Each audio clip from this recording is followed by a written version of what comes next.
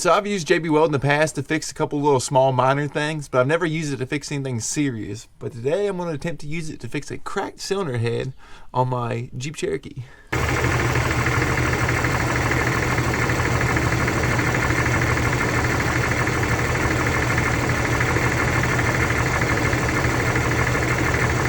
Alright, but first things first, I'm going to get the valve cover removed and I'll show you where the crack is, and hopefully it's just the one crack that I've found. If it's more than that, I don't know if this is going to work.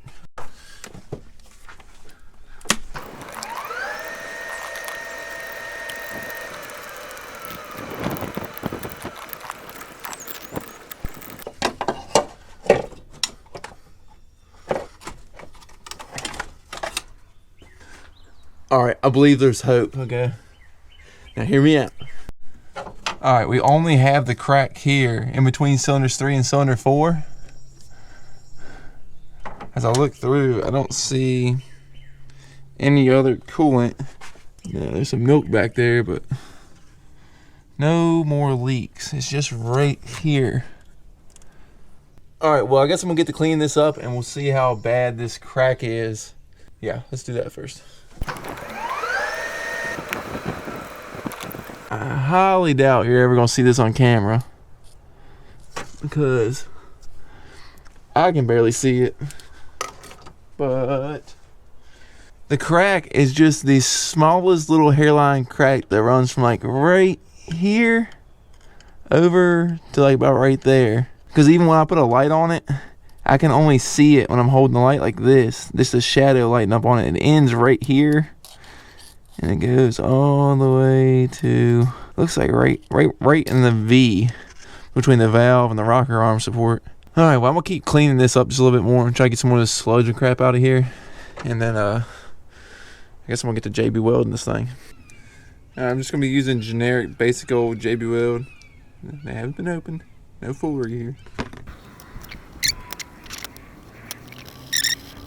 Now you can see it, but I went there and put a little black mark there and a black mark there to kind of mark the crack so I can see where I'm applying this. Like I said, I'm going to do this in layers. There.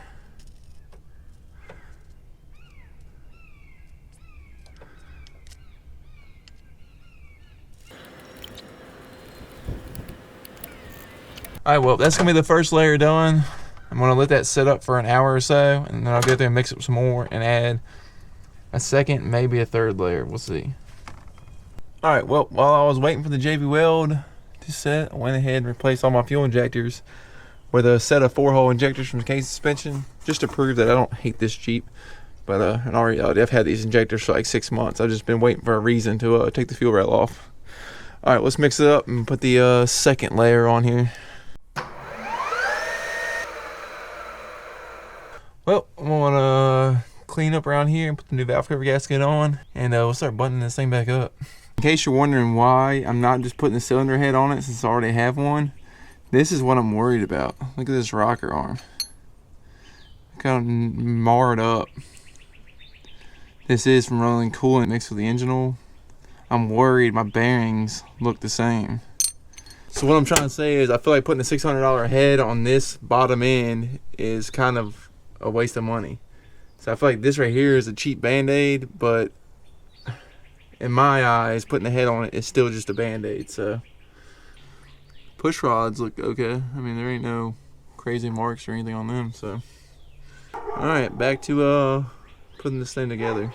Even though I feel like I should probably replace these, but they're easy enough to fix. I can replace them later on if this thing works.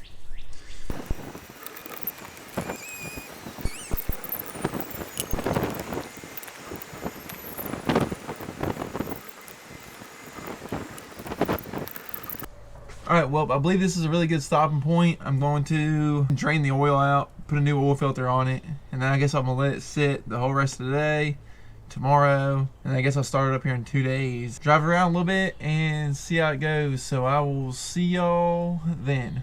Alright, so today's the day I'm going to start the Jeep. It's actually been 5 whole days. I managed to break the fuel line in the process of taking it off, I guess. If you ever disconnect the fuel line from the fuel rail on your Jeep, disconnect it from the intake tube, save yourself from breaking it. But I've since primed the fuel pump a few times. I've had the key on here for about a minute or two now. So let's start it up and see how she runs after taking it apart. And by the way, we got 208,882 miles right now. All right, prime it again.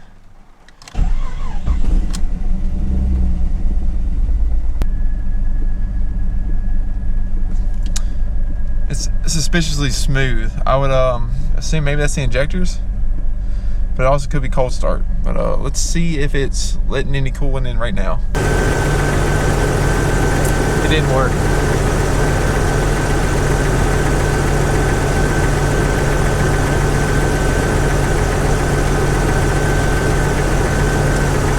Yeah, not even a little bit.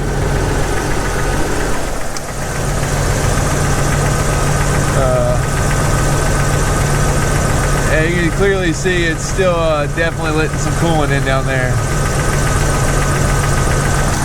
Well, it was worth a shot, I guess. Maybe I could have done more. Maybe more J-B Weld would have fixed it, but that didn't work. All right, well, see you on the next one where we might be replacing the cylinder head on a 2001 Jeep Cherokee. Shoo! Daggone it, I really hope that would work. All right, I don't know how well we're gonna see it down there, but I went through and J-B welded it a whole lot more. I just can't get myself to give up on it just yet. I thought this should hold, and it popped really quick. It popped as soon as I started. I'm thinking it's because I tightened these down before this set up last time. So when I tightened it down, this valve was under tension. So I think it pulled up on it a little bit. So this time I just left these two secured. I loosened these ones up so I can get up in there to apply it and add more. So we'll see. I'll start it up. I'm gonna let it sit for 24 hours and I'll try it again. So, shoo! All right, well, it's the next day. I started it up and let it run for a couple minutes. And as you can see, it didn't work. All right, well, nobody can say I didn't try. I gave it a good shot. I think if I could redo it over again, I would take it to a friend of mine's house. He lives about 2.5 hours away though, but he TIG welds. He probably could have TIG welded that crack and it would have worked a whole lot better, but now, being that it's coated with J-B Weld, we'd have to pull the whole head off to clean that J-B Weld off, so that's kind of pointless. Well, all I can do at this point is hope you like the video and maybe give it a share. I guess we will start. I guess I'm gonna try to find a new engine. We're just gonna start doing a rebuild. Like I showed you, this Jeep has 208,000 miles on it. I've been driving it for 10,000 miles, and I believe it's had this crack the whole time because the whole time I've been chasing a coolant leak. It did have a small one up here in the radiator I fixed, and it was leaking here at the thermostat housing before I replaced it. That was a different leak. I thought that was the problem, but I guess it's been this head the whole time. So since I've been driving it for 10,000 miles and it's slowly leaking about a quart of coolant every week it's been eating, I just don't want to risk putting a head on this engine, being the fact that the bearings are more than likely damaged. So that's it. I had fun, learned something new. J-B Weld can't be used for everything. Catch you on the next one. Shoo!